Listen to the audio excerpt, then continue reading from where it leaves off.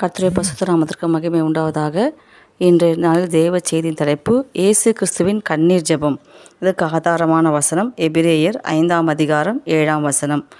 அவர் மாம்சத்திலிருந்த நாட்களில் நம்மை மரணத்திலிருந்து ரட்சிக்க வல்லமையுள்ளவரை நோக்கி பலத்த சத்தத்தோடும் கண்ணீரோடும் விண்ணப்பம் பண்ணி வேண்டுதல் செய்து அப்படின்னு வசனம் போது நமக்கு உண்டான பயபக்தி நிமித்தம் கேட்கப்பட்டு அவர் குமாரனாக இருந்தும் பட்ட பாடுகளினாலே கீழ்ப்படுதலை கற்றுக்கொண்டார்.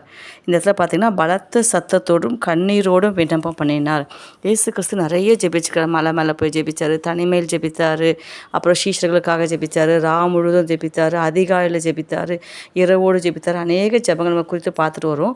இன்றைக்கி நம்ம பார்க்குற தலைப்பு கண்ணீரின் ஜெபம். இந்த கண்ணீரின் ஜெபத்துக்கு அதிக வல்லமை இருக்குது. நம்ம தேவன்கிட்ட போகும்போது நம்மளுடைய துக்கங்கள், கஷ்டங்கள், நம்ம தேவைகளை உணர்ந்து கண்ணீர் சிந்தி தேவனுடன் ஜெபிக்கிறது ஒரு ஜெபத்தில் ஒரு முறை. இது ஒரு முக்கியமான ஜெபமாக சொல்லுவாங்க. இதிலும் பலவிதமான ஜெபங்கள் செய்வது. கண்ணீர் ஜெபத்தில் நிறைய முக்கியத்துவம் இருக்குது. உண்மையான நம்மளோட உணர்வுகளை வெளிப்படுத்துவது தான் கண்ணீரோடு நம்ம ஜெபிக்கிற ஜெபம். நம்ம உள்ளத்துலேருந்து உண்மையான உணர்வுகளை தேவனை நோக்கி நம்ம என்ன பண்ணுறோம், வெளிப்படுத்துகிறோம். கண்ணீர் ஜெபம் தேவனுடைய இரக்கத்தை பெற்றுக்கொள்ள நமக்கு உதவி செய்கிறது. தேவனுடைய கிருபையை அனுபவிக்கவும் கண்ணீர் ஜெபம் ரொம்ப ரொம்ப நமக்கு பிரயோஜனமாகுது. கண்ணீர் ஜெபம், கண்ணீர் சிந்தி நம்ம ஜெபிக்கிற ஜெபம் நம்முடைய பாவங்களை மன்னிக்கும் வல்லமை கொண்டுள்ளது. நான் பாவம் பண்ணிட்டேன் அப்படின்னு வெறும் வார்த்தையோடு சொல்கிறத விட நம்ம தேவ சமூகத்தில் ஒரு சொல் கண்ணீர் வடித்து நம்ம ஜெபிக்கும்போது அந்த பாவத்தின் வல்லமைகளை மன்னிக்கவும் நம்மளை சுத்திகரிக்கவும் கண்ணீர் ஜெபம் மிகவும் பயனுள்ளதாக இருக்குது. அப்புறம் எல்லாத்துக்கும் மேலே கண்ணீர் நம்ம சிந்தி ஜெபிக்கிற ஜெபம் ஆவிக்குரிய பலன்களை நமக்கு என்ன பண்ணுது, கொடுக்குறது. நம்ம ஆவிக்குரிய வளர்ச்சிக்கு கூட நம்ம அடுத்த ஸ்டேஜ் போகணும் அப்படின்னா நம்ம ஒரு சொட்டு கண்ணீர் சிந்தி நம்ம ஜெபிக்கும்போது ஆவிக்குரிய பலனும் கிடைக்கும். ஆவிக்குரிய வாழ்க்கையில் வளர்ச்சியை நம்ம மேல் நோக்கி போக முடியும். மனம் கலங்கி அழுது ஜெபிக்கும்பொழுது நம்முடைய அழுகைக்கு கர்த்தர் நிச்சயமாகவே பலன் கொடுப்பார். ஆகார் அழுதும்போது பிள்ளையின் சத்தத்தை கேட்டார், பிள்ளையின் கண்ணீரை கர்த்தர் கண்டார். நம்ம கஷ்டப்பட்டு ஜெபிக்கும் ஜெபங்களுக்கெல்லாம் கண்ணீர் சிந்தி நம்ம ஜெபிக்கும்போது கர்த்தர் நிச்சயமாகவே அந்த இடத்துல நமக்கு அநேக அற்புதங்களை அதிசயங்களை செய்வார். தேவனிடம் நம்முடைய துக்கங்களை கொண்டு செல்வது கண்ணீர் ஜெபந்தான். அப்போ கண்ணீர் சிந்தி ஜெபிக்கும்போது தேவனிடம் நம்ம இரக்கத்தை நம்ம கேட்டு ஜெபிக்கிறோம். கண்ணீர் சிந்தி நம்ம ஜெபிக்கும்போது தேவன் நமக்கு வல்லமையும் கிருபையும் நமக்கு அனுபவிக்க கர்த்தர் நமக்கு வழிகளையும் வாய்ப்புகளும் கொடுக்குறாரு. எல்லாத்துக்கும் மேலே எசேக்கியா ராஜா கண்ணீர் சிந்தி சொல்லும்போது அப்போ நான் உன் கண்ணீரை நான் கண்டேன், உன் ஆயுசு நாட்கள் நம்ம என்ன பண்ணுவேன், 15 வருஷம் கூட்டி கொடுத்தேன் அப்படின்னு சொல்கிறாரு.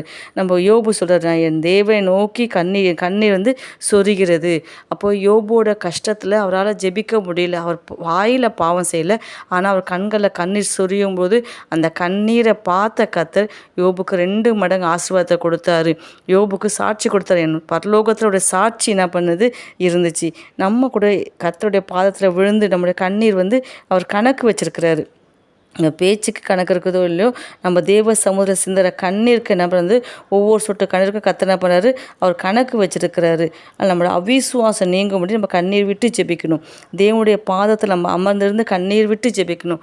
இயேசு கண்ணீர் விட்டார் அப்படின்னு வசனம் இருக்குது. லாசருடைய சம்பவத்தை அவர் கேள்விப்பட்ட உடனே அந்த இடத்துக்கு போய் அந்த மாத்தாளம் மரியாதை அழுததை பார்த்து அவரால் தாங்க முடியல. நம்மளை படைச்ச தெய்வமே இயேசு கண்ணீர் விட்டார் அப்படி இருக்குது. அப்போ அவர் கண்ணீர் சிந்தி என்ன பண்ணுறாரு, ஜெபிக்கிறார். நமக்காக இரவும் பகலும் கண்ணீரோடு அவர் விண்ணப்பம் பண்ணுறாரு. ஆனால் சில சமயத்தில் நம்ம கண்ணீர் விட்டு ஜெபிச்சாலும் நமக்கு பலன் இல்லாமல் போயிடுது. ஏசா தன்னுடைய ஆசீர்வாதத்தை இழந்து போயிறாரு. திரும்பவும் அவர் என்ன பண்ணுறாரு, அழுது கண்ணீர் விட்டு ஜெபிச்சாலும் திரும்ப அந்த ஆசீர்வாதம் கிடைக்கவே இல்லை. அப்போது நம்ம என்ன பண்ணணும், கண்ணீர் சிந்தி ஜெபிக்கும்போது தேவ சமூகத்தில் இரக்கத்தை கேட்கணும். பாவங்களை மன்னிக்கும்படி நம்ம கேட்கணும். தேவனுக்கும் நமக்கும் உறவு சரியாக இருக்கணும். கண்ணீரோடு நம்ம விதைச்சா நிச்சயமாக நம்ம கம்பீரோடு என்ன பண்ணுவோம், அதுக்கு கர்த்தர் உதவி செய்வார். நம்ம கண்ணீரை அவர் துருத்திகளை பிடிச்சி வச்சுருக்கிறாராம். நம்ம எல்லா முகங்களும் அந்த கண்ணீரை அவர் துடைப்பார் அப்படி வசனங்கள். நம்ம அழுது ஜெபிக்கும் போது நம்ம முகங்களை வர கண்ணீரை அவர் என்ன பண்ணுவார், கை வச்சு அவர் துடைப்பார். நம்ம பள்ளிக்கூடத்தில் போய் நம்ம மனுஷங்களுக்கு முன்னால் போய் அழுவக்கூடாது. எனக்கு எந்த கஷ்டம் அந்த கஷ்டம் இது கடவுள் தரல அப்படின்னு பண்ணது. நம்ம அழுக பள்ளிக்கூடத்தில் போய் இருக்கணும். தேவ சமூகத்தில் நம்ம காத்திருந்து தேவ சமூகத்தில் நம்ம ஜெபிச்சு தேவ சமூகத்தில் உபவாசித்து கண்ணீர் சிந்து நம்ம ஜெபிக்கும்போது நிச்சயமாகவே நம்ம கண்ணீர் ஜெபத்துக்கு கர்த்தர் பதில் கொடுப்பார். அவர்கள் கண்ணீர் யாவையும் வெளிப்படுத்துகிற 21 நாள் இருக்குது.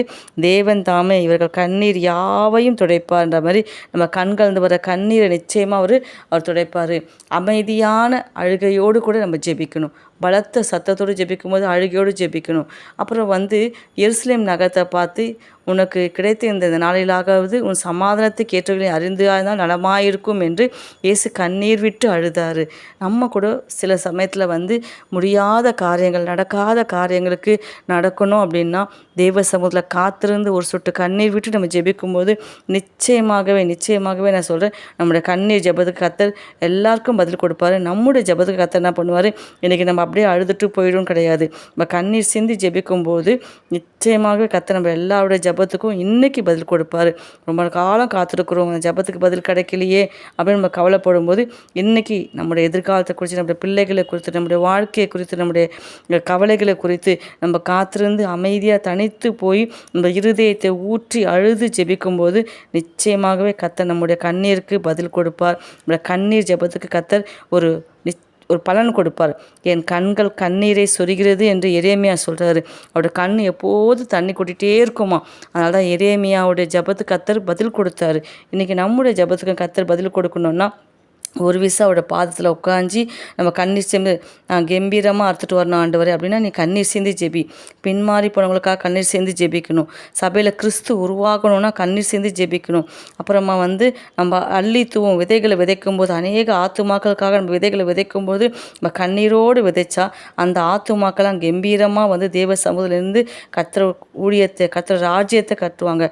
ஆத்துமா பாரம் என்கிற கண்ணீர் நமக்குள்ளே வரணும்.